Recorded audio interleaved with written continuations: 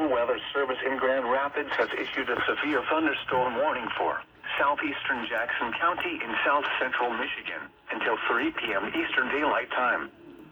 At 2:30 p.m. Eastern Daylight Time, a severe thunderstorm was located near Cement City, or 10 miles southeast of Jackson, moving northeast at 50 miles per hour.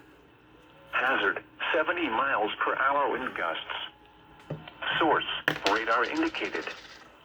Impact, expects considerable tree damage. Damage is likely to mobile homes, roofs, and outbuildings. This severe thunderstorm will be near Grass Lake around 2:40 p.m. Eastern Daylight Time. Other locations impacted by the severe thunderstorm include Brooklyn, Oak Point, Sunset Beach, Michigan Center, Norval, Leone, and Napoleon. For your protection, move to an interior room on the lowest floor of the